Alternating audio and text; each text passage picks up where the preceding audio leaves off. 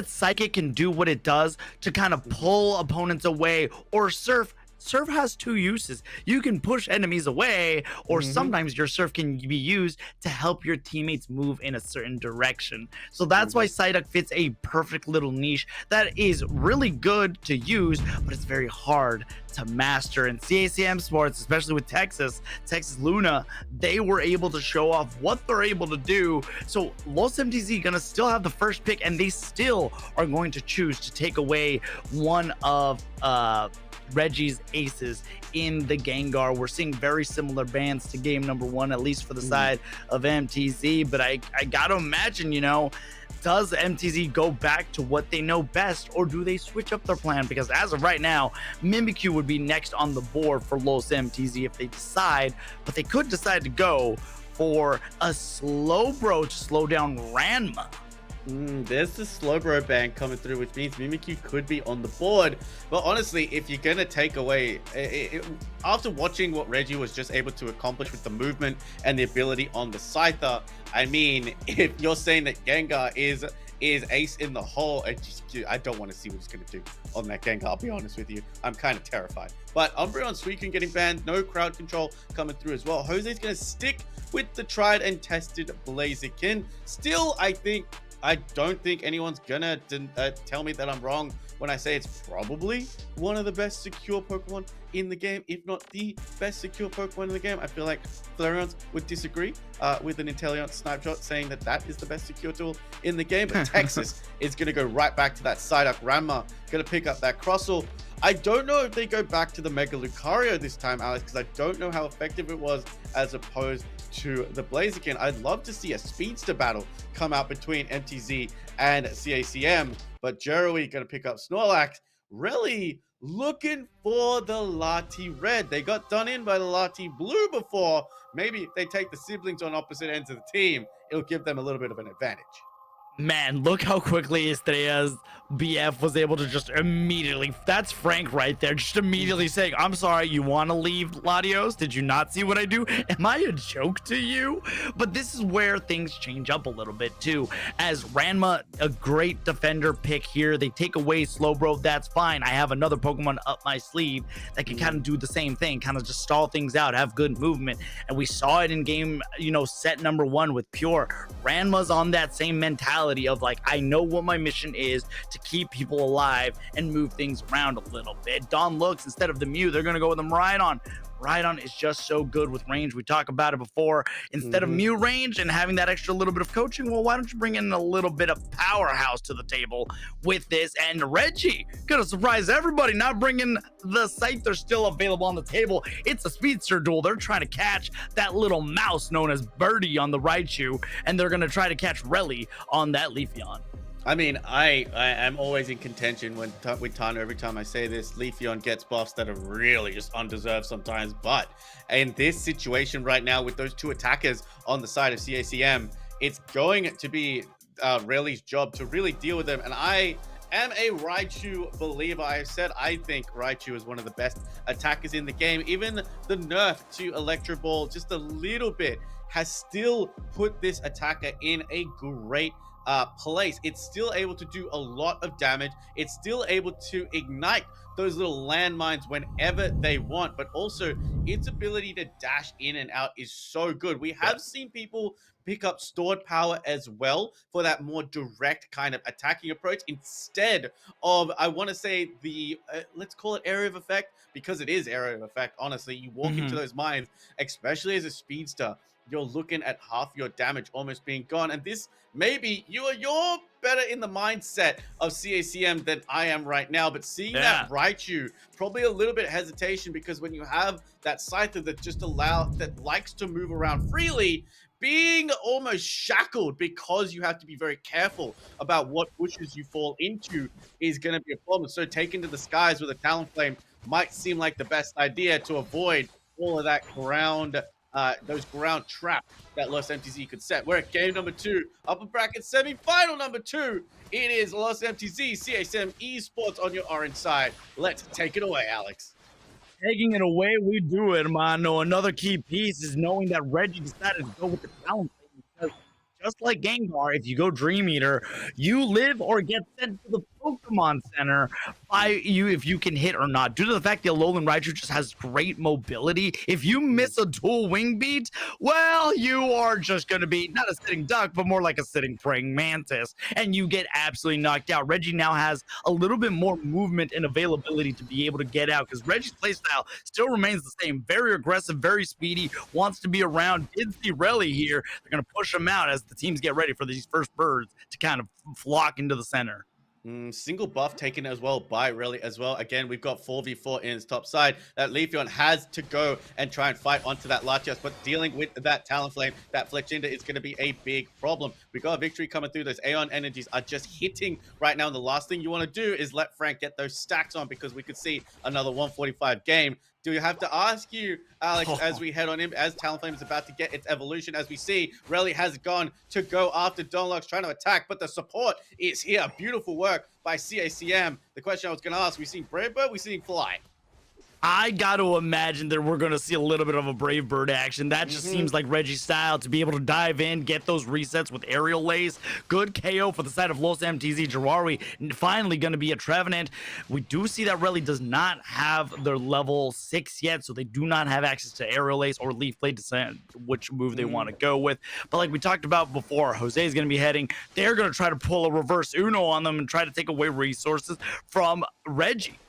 I mean, turnabout is fair play. The eject comes through. Are they going to manage to take out Reggie? But no! Once again, in the same way that he did it in game number 1, gets out on an HP and a dream, goes right to those citrus berries. Able to get there. We are seeing the Brave Bird. The absolute, I call it the nuclear option, because as soon as that Brave Bird lands in a group of people, you are not surviving for very long. But 12 points to CACM. Very low scoring game early on.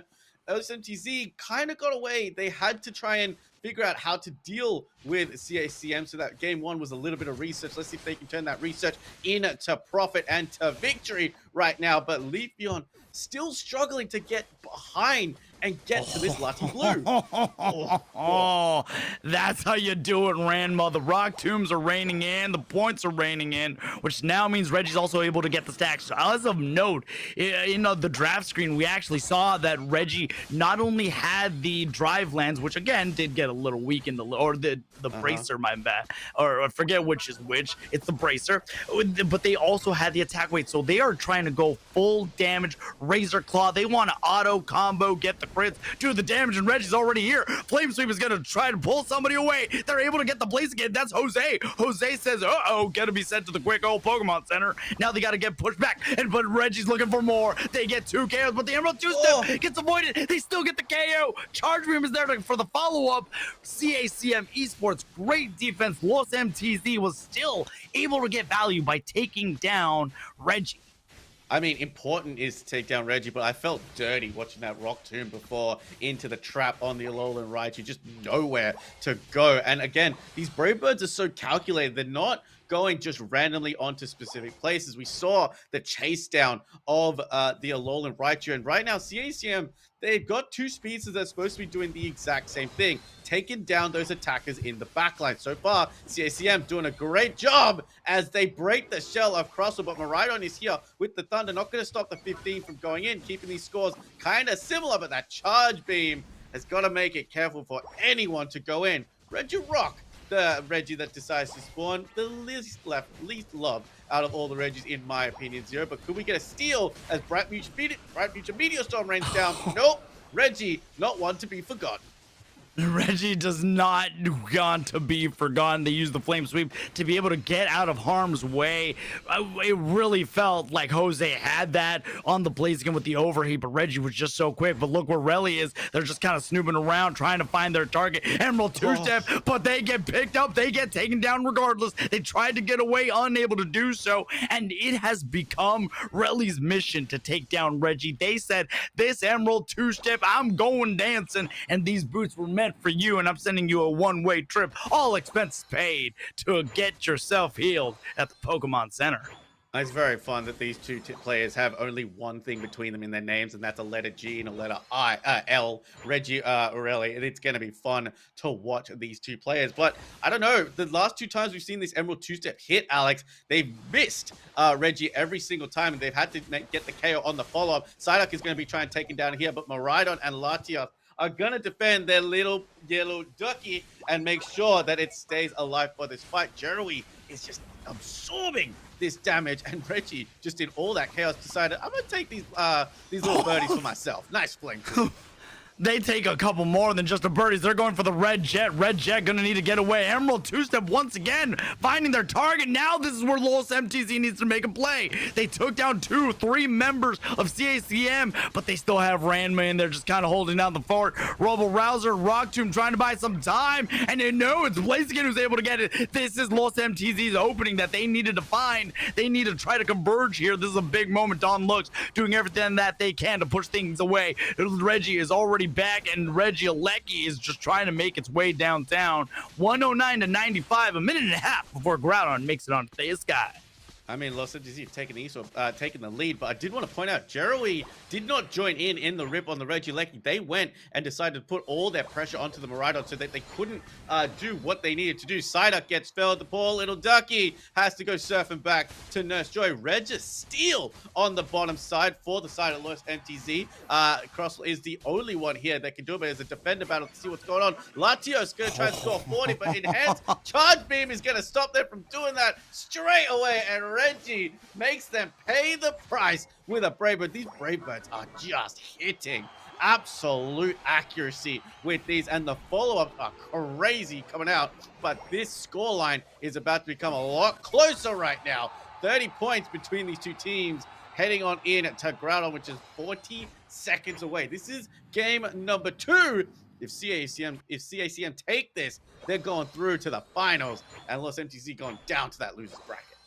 That is what Los MTZ is trying to prevent. They do not want to see themselves in the losers bracket. They know what's up ahead. They know Spinal is there, so you'd love to see this EUNA clash. But CACM Esports, they have a little bit of a bicker towards North America. You know, they might be feeling a little bitter, thinking that they should have won it all. They should have been the ones to win LAIC, but it was North America who was able to walk away with that trophy. They do get the invitation regardless, but they know that there's more at stake on the table. All Unite moves on deck. Groudon is here. The Thunder is trying to find Jerry. This is unfortunate for Jerry. Just unable to do what they want to do on that Trevenant. They got to find the access. But look at where Relly is. They're hunting. They're going bird hunting. But Psyduck has found them with the Brave Bird. And that is the case. They wanted 0. CACM are going to go in for the kill right now. They're going in for the KOs, and they've unleashed World War 10 because they just are going absolutely bananas. Jose trying to stay alive. They're their last hope. That is 3 members down. Alolan Raichu's still here. Reggie is dangerously low. Frank is trying to find them. They're trying to lock them down. There goes Birdie. All that's left is Latias in a dream, so it looks like CACM is trying to lock this up. Naiad's still available there, but when you have Texas Luna and you also have this amazing Crustle, Bustle, Hustle, Muscle bringing out against Naiad, this could be all over for Los MTZ. CACM so strategically used the Psyduck in tandem with the bird to knock out their targets. Less than a minute remains. Los MTZ is looking for a way out, but they only have defense when they need to find a way to offensively get back into this game. But with 40 seconds remaining, Reggie's going in. They're looking for blood.